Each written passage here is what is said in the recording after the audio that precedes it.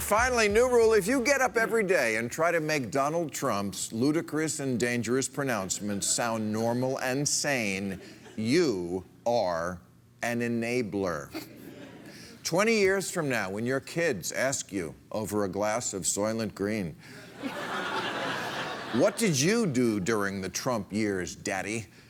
You don't want your answer to be, my job was to go on TV and pretend Trump didn't say what everybody just heard him say.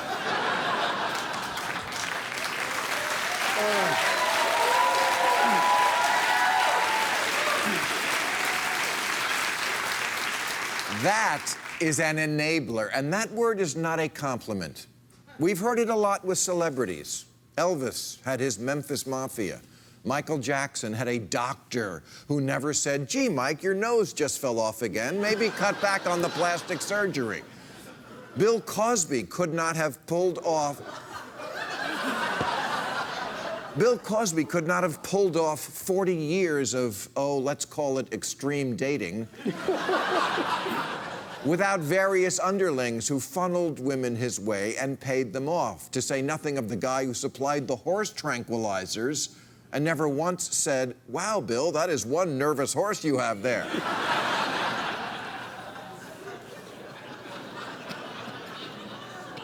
One of the great enablers of fiction is Max, the sycophantic manservant to the delusional Norma Desmond in the classic movie Sunset Boulevard, now a Broadway show, and especially timely because it's about an aging, unstable drama queen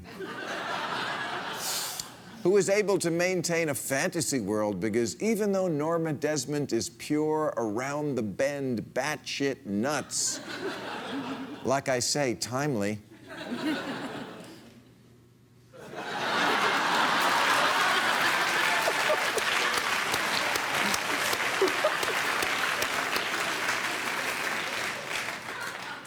she has Max there. And he keeps the real world far out of sight. In the plot, Norma Desmond is a faded movie queen, a silent film star of the 1920s, but now she hasn't worked in 30 years, but she still thinks she's big because Max goes into the basement every night and writes fake fan letters to fool her into thinking the people still love her. Is that really any different than this guy pretending to have intelligence that backs up what his mad boss tweeted at 3 in the morning? Or the way Trump's handlers keep sending him to rallies where he only has to see the people who tell him he's doing great, just like it says on his hat? I'm sure last week when Trump's health care bill went down in flames, he was surrounded by enablers who all nodded when he said, I'm still bigly. It's Congress that got small.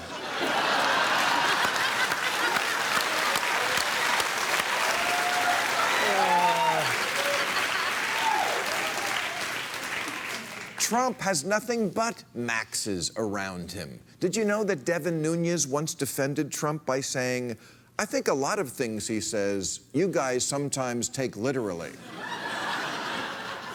Excuse me? We shouldn't take the President of the United States literally? Right, he's a poet. When he nukes Finland, it's a metaphor. Super Christian Mike Pence, seen here cringing from an air kiss because you don't know how far syphilis can jump.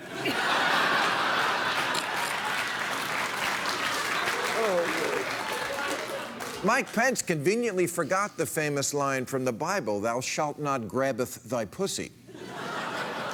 When he gave Trump the cover he needed to survive Pussygate, as did Christian Jeff Sessions, who, when asked if he thought uninvited groping was sexual assault, said, I don't know, it's not clear how that would occur. Sure, Jeff, it really depends on the circumstance. Like, for example, if you saw a pussy about to fall off a cliff, you'd want to be able to grab it without political correctness getting in the way.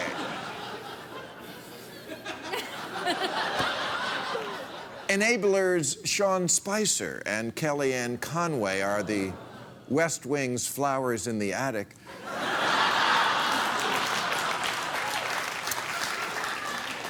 A lunatic locked them up, and now they're crazy too.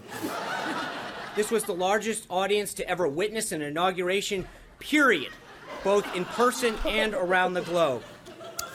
Well, that's pretty good ass-kissing, but Reince Priebus, you could do better, can't you? Well, I think the president's 100% correct, and he hits the bullseye in that tweet like he often does. Exactly. Because who can picture Trump and not think accuracy in tweeting? And have you seen this psycho, who will not only blindly repeat anything Trump says, no matter how crazy? We know for a fact you have massive numbers of non-citizens registered to vote in this country.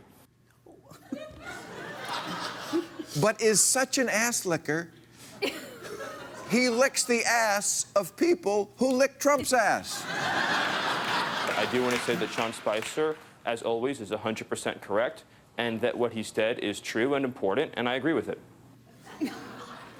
You know, without these professional liars and deniers, there's no Trump. It takes a village to help a man-child stay in power. And the excuse, I'm just doing my job, is starting to sound an awful lot like I was just following orders.